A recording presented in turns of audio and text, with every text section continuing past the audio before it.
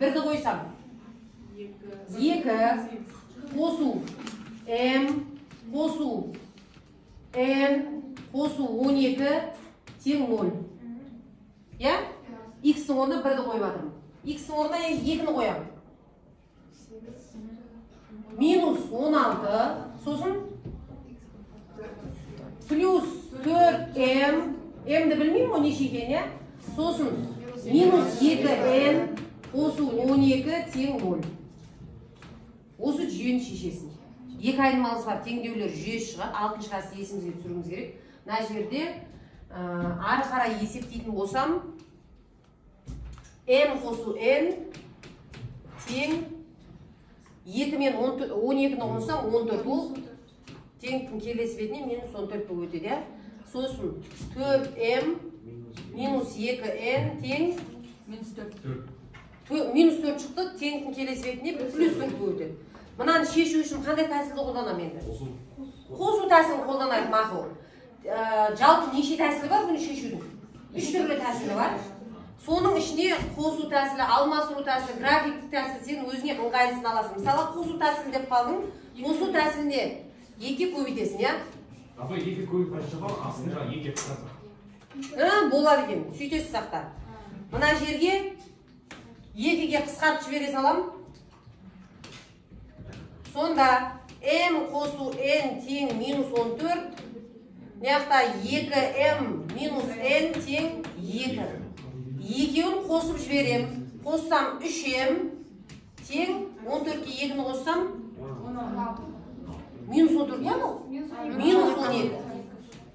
m тең минус 4. Енді n-ді тап, қанша болады? 18. 18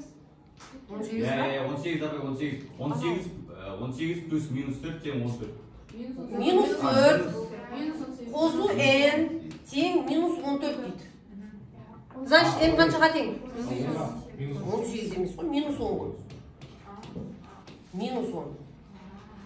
Енді осыны бастапқы берілген көп мүшеге орын апарып қоясың.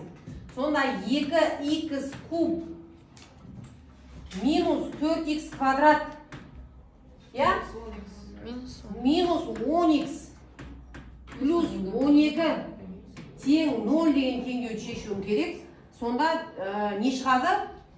Үшінші мәні шығады. Ал енді мынау көп мүшені шешудің бірнеше түрлі жолы бар, бірақ сенде екі жауабы белгілі болып тұр ғой.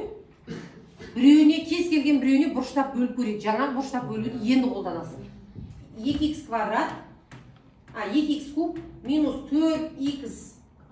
Или осы жерде нені қолданасыларшы, балдар? Кеше өткен тақырыбымыз қандай еді? Алдыңғы тақырыбымыз. Горнер схемасы ма? Сол горнермен табайық. Так, мынаны қазір жинайын.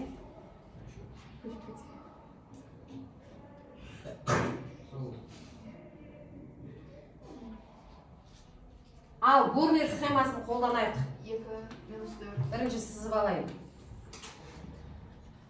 Бірінші коэффициентім 2, екінші коэффициентім минус 4, үшіншісі минус 10, сосын 12.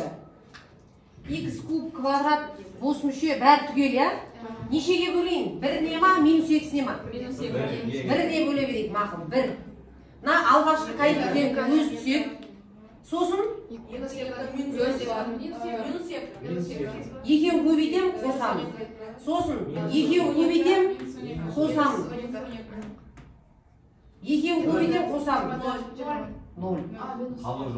Қалдық жоқ. Қалдық шықпайды өйткені ол шешімі деп айтып тұр. Шешімі деп айтса бізде қалдық шықпау керек. Енді екінші көп мүшенің шыққан көп мүшені жазайын. 2x квадрат, я? Минус 2x минус 12 тең 0. Енді квадрат теңдеуді шеше саласың. Ал, шешейік. А тең 2, В тең минус 2, С тең минус 12. X тең 2. Ал, X-ің бірінші екінші мәні тең 2 плюс минус 4 азайту 4 A S бөлімінде 2 көбейту 2 тең 2 плюс минус мына жерде не шығады жақшаның ішінен? Мына түбірден 100 шыға ма екен? Одан 10 шығады бөлу 4 бірінші мәнім 12-ні 4-ке бөлем 3 екінші мәнім минус 2 сонда минус 2 деген мән бар еді бізде міне шықты үшінші мәнім неше екен? Мынаны 3 деп қоя салайын үшінші мәнім 3-ке тең екен